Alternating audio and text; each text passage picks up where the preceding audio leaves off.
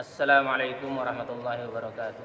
Waalaikumsalam warahmatullahi wabarakatuh. Innal hamdalillah nahmaduhu wa nasta'inuhu wa nastaghfiruh wa na'udzu billahi min syururi anfusina wa min sayyiati a'malina. May yahdihillahu fala mudilla lahu wa may yudlil fala hadiya lahu. Asyhadu an la ilaha illallah wahdahu la syarika lahu wa asyhadu anna Muhammadan abduhu wa rasuluh. Allahumma salli wa sallim ala Muhammadin wa ala alihi wa sahbihi ajma'in, amma ba'd. Ya ayyuhalladzina amanu taqullaha haqqa tuqatih wa la tamutunna illa wa antum muslimun. Ya ayyuhan nasu taqu rabbakumul ladzi khalaqakum min nafsin wahidah wa khalaqa minha zawjaha wa bassa minhuma rijalan katsiran wa nisaa'a. Wattaqullaha alladzi tasaaluna bihi wal arham. Innallaha kana 'alaikum raqiba. Ya ayyuhalladzina amanu taqullaha wa qulu qawlan sadida yuslih lakum a'malakum wa yaghfir lakum dzunubakum wa may yuti'illaha wa rasulahu faqad faza fawzan 'azima. Alhamdulillahirabbil alamin.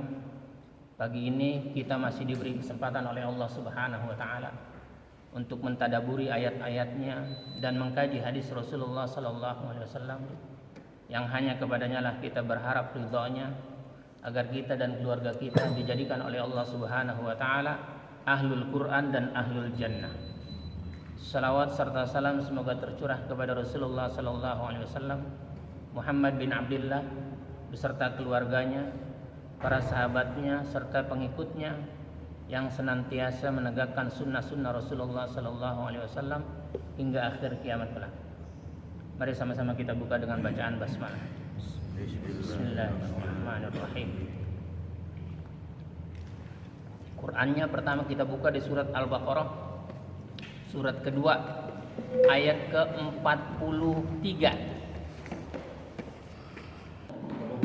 Iya, silakan dibaca. Boleh gantian bacanya.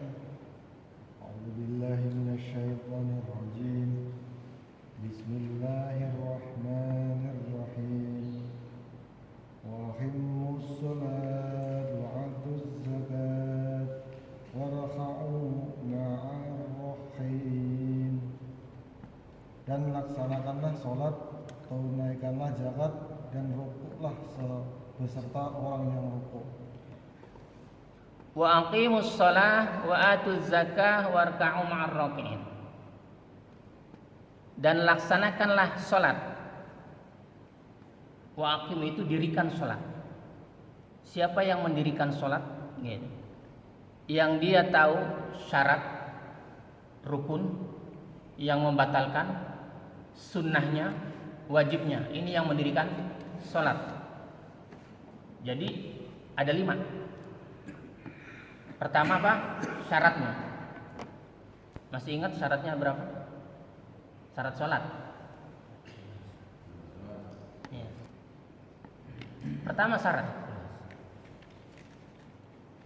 Kalau syarat saja sudah dia tidak tahu, dipastikan rukunnya dia nggak tahu. Gitu kan? Rukunnya berapa? Ada 14. Kalau kau kata Nabi ingin menunaikan sholat, maka sempurnakan wudu'mu. Bagaimana menyempurnakan wudunya? Kira-kira bagaimana kita menyempurnakan wudunya? Menyempurnakan wudunya di surat Al-Maidah ayat keberapa? Iya, silakan dibuka. Surat ke-5 ayat 6 ya. Sudah ketemu? Kan hadisnya tadi idza kumtum ilas sholati fa asbigil wudu. Ayat 6. Saya bacakan. Ya ayyuhalladzina amanu, wahai orang-orang yang telah beriman.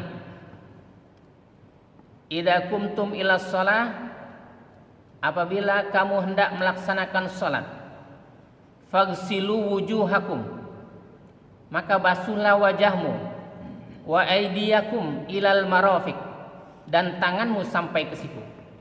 Jadi sempurnanya wudu bagaimana? Basuhlah. Jadi basuh bukan diceprok-ceprok ya. Ada orang wudu beginiin. Itu bukan membasuh. Kita lanjutkan. Basuhlah wajahmu dan tanganmu sampai ke siku. Gitu kan? Sudah? Wamsahu biru'usikum wa arjulakum ilal ka'bain. Dan sapulah kepalamu. Bagaimana nyapu kepala coba? Coba Pak Wawan nyapu kepala. Ini suruh perintahnya nyapu kepala nih. Sapulah kepalamu, gitu nggak? Itu nggak? Enggak. Ayatnya? Iya. Ayatnya gitu. Nah, Beda dengan basuh. basuh. Sekarang coba praktekkan. Air. Buka pecinya dulu. Oh, iya. Air. Suruh sapu. Nah, betul itu sapu. Jadi nggak perlu dengan air di bawah kepala. Kemudian sapulah kepalamu dan basuhlah kedua kakimu sampai kedua mata kaki. Kata Nabi, man amila amalan falaysa min amruna fahuwa ruddu. Barang siapa yang beramal, beribadah tanpa tuntunan dari Nabi, dia tertolak. Bukan kata saya, yang nolaknya Nabi. Gitu. Muslim. Hadisnya Muslim, hafal keren juga. Ustaz hafal Ustaz itu. Sudah? Lanjut. Dan jika kamu sakit atau dalam perjalanan atau kembali dari tempat buang air atau kakus atau menyentuh perempuan, maka jika kamu tidak memperoleh air, kalau nggak ada air, maka bertayamumlah dengan debu yang suci. Bagaimana cara bertayamumnya? Usaplah wajahmu dan tanganmu dengan debu itu. Coba, usaplah tangan. Ini baca dulu, baca ayatnya. Usaplah wajahmu dan tanganmu dengan debu itu. Bagaimana? Usaplah wajahmu dan tanganmu dengan debu itu. Coba praktekin. Allah tidak ingin menyulitkan kamu. Jadi agama Islam itu agama yang paling mudah. Karena Allah nggak menyulitkan kita. Bahwa Allah tidak ingin menyulitkan kamu. Jadi kalau ada agama yang menyulitkan dirinya, itu bukan agama Islam ya. Ingat itu. Jadi kalau kita merasa sulit menjalankan sesuatu, itu bukan agama Islam. Jadi Allah tuh tidak ingin menyulitkan kamu. Maka kalau jadi orang beriman, jadi hamba Allah yang benar, tidak akan sulit hidupnya. Tetapi Dia, Allah, hendak membersihkan kamu dan menyempurnakan nikmatnya bagimu. Dengan ini suci.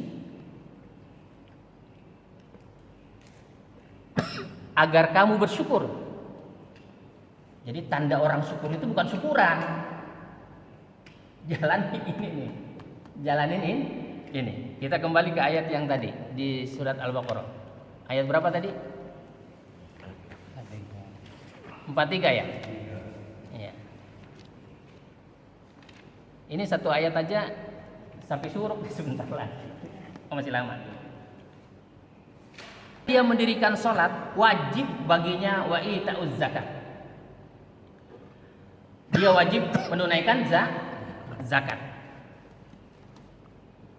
Dia wajib menunaikan zakat. Kepada siapa kita harus berzakat? Gitu kan? Pertanyaannya, kepada siapa kita berzakat? Di surat At-Taubah ayat 60. Surat ke-9. Atasnya 9 aja lihat. Atasnya 9. Ayatnya 60. Sudah ketemu? Silakan dibaca. Pak Wawan baca tuh.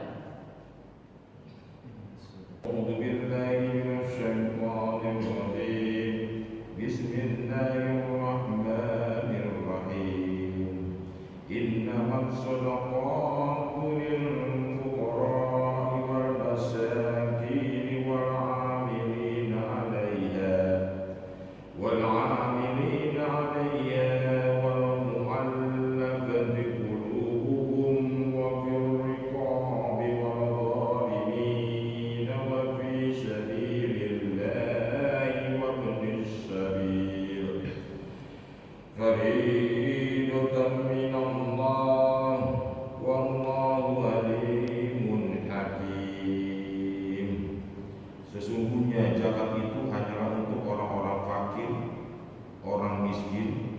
amil zakat yang dilunakkan hatinya atau mualaf untuk memerdekakan hamba sahaya, untuk membebaskan orang yang berhutang untuk jalan Allah dan untuk orang yang sedang dalam perjalanan sebagai kewajiban dari Allah. Allah Maha Mengetahui, Maha Bijaksana.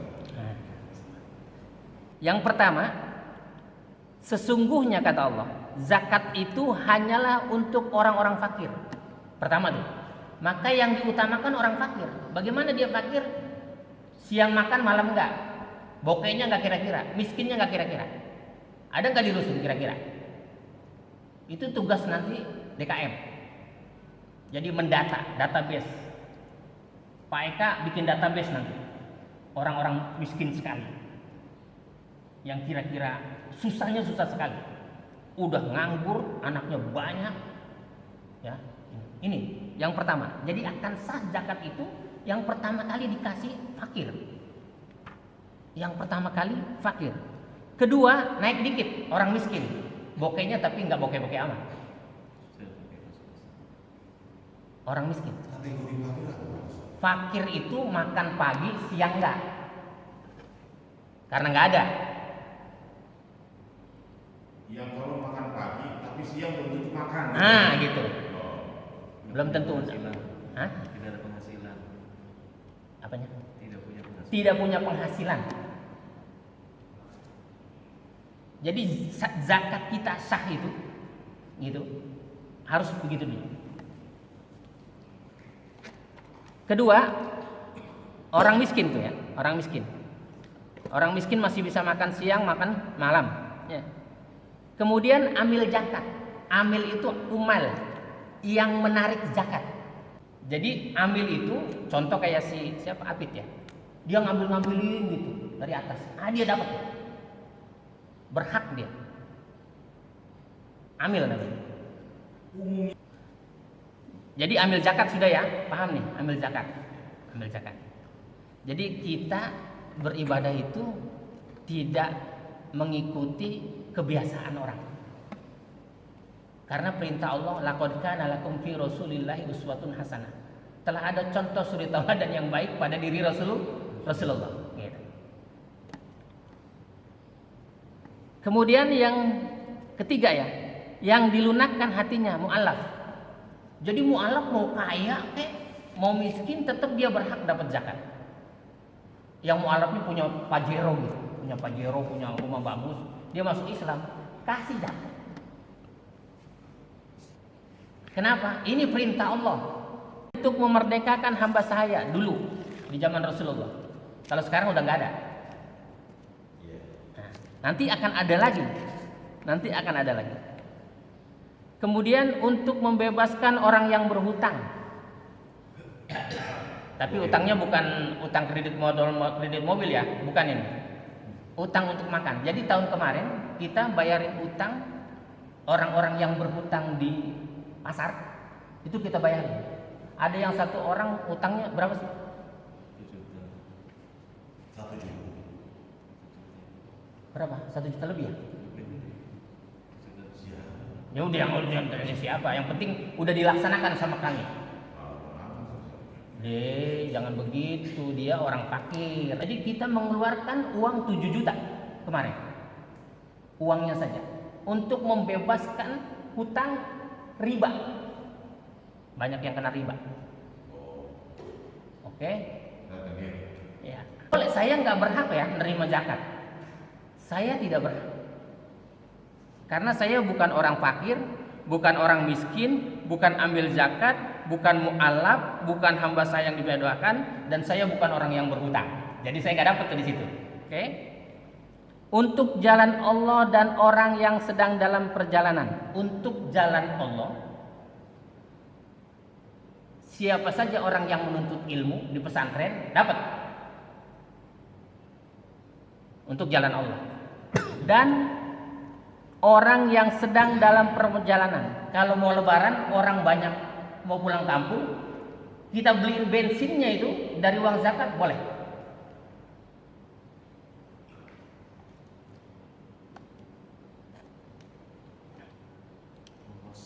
Ongkos. sebagai kewajiban dari Allah. Ini kewajiban dari Allah. Allah Maha mengetahui, Maha bijaksana. Dah, kita balik lagi di surat Al-Baqarah tadi lagi. Ayat 43 ya.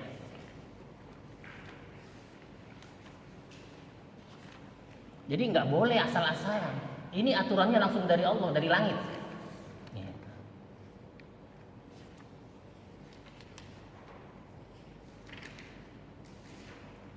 Sudah, wa aqimus shalah wa atuz zakah warka'u ma'ar raki'in. Ini yang menjadikan dalil para ulama, ijma ulama, wajibnya sholat berjamaah. Wajibnya sholat berjamaah. Ayat ini tentang sholat awalnya, diselingi zakat, dan diakhiri tentang sholat. Ayat ini, lihat. Wa aqimus sholat, tentang sholat ya, dirikan sholat. Baru diselingi dengan wa atuz zakat. Warka'u. Artinya apa? Dan rukulah. Nah, berarti kalau rukunya sendirian, bukan peserta. Gimana? Maka diwajibkannya seorang laki-laki itu dibuatkan masjid. Ada masjid sekarang nih. Maka wajib buat laki-laki untuk datang ke masjid. Jadi jangan ruku sendirian kecuali di tengah hutan ya, sendirian boleh. Atau di tengah pulau. Jadi wajibnya tentang rukulah bersama orang-orang yang ruku. Pak Wawan rukunya sendirian. Tapi tadi saya ruku bersama orang yang ruku. Iya tadi. Alhamdulillah ya kan. Ya. Oke, sudah. Kita lanjutkan ayatnya. Atamuruna an-nasa bil birri wa tansawna anfusakum wa antum tatlunal kitab afala ta'qilun. Mengapa kamu menyuruh orang lain mengerjakan kebajikan? Saudara-saudara, marilah kita tingkatkan iman dan takwa kita dengan menjalankan perintah-perintah Allah dan meninggalkan larangan-larangannya. Rukunya enggak sama orang yang ruku, dia ceritanya gitu ya kan. Kenapa sih kata Allah? Mengapa kamu menyuruh orang lain mengerjakan kebajikan sedang kamu melupakan diri sendiri? Ayatnya gitu kan? Sedang kamu melupakan diri sendiri. Padahal kamu membaca kitab Taurat buat orang-orang Yahudi. Suruh ke sinagog di hari Sabtu. Dia kemana? Ke pantai. Nyari apa? Nyari ikan. Jadilah dia kera. Seandainya saja tuh ayat itu berlaku sampai sekarang, yang nggak ke masjid mukanya jadi monyet semua. Ayat itu. Walaqad alimtumul ladzina tadaw minkum fi sabti faqulna lahum kunu qiradatan khasi. Dan sungguh telah kami jadikan monyet-monyet itu pada hari Sabtu, kata Allah. Gitu. Jadi monyetnya udah nggak ada keturunannya. Itu dia Al-Quran ada. Lah kita baca ayatnya. Masa saya main-main sih? Ayat 65 surat Al-Baqarah ya. Di Al-Quran orang dibilangin sama Allah anjing saja ada Pak.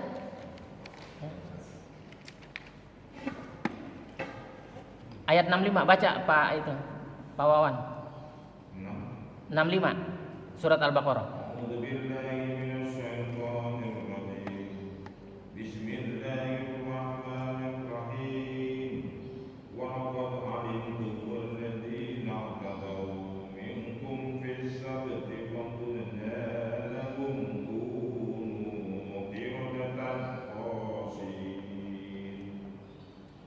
Dan sungguh kamu telah mengetahui orang yang melakukan pelanggaran di antara kamu pada hari Sabat.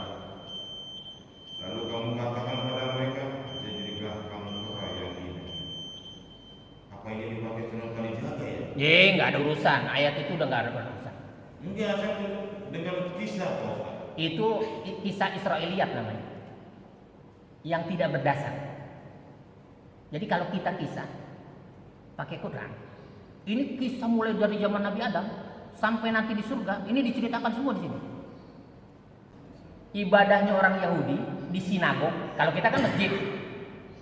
Kalau kita hari Jumat. Kalau dia hari Sabtu. Nasrani hari Ahad. Iya enggak? Ya. Jadi kalau di hari Sabtu itu ikan di laut banyak. Ini tafsir yang kemarin kita baca kan. Ikan di laut banyak. Dia enggak ke sinagog.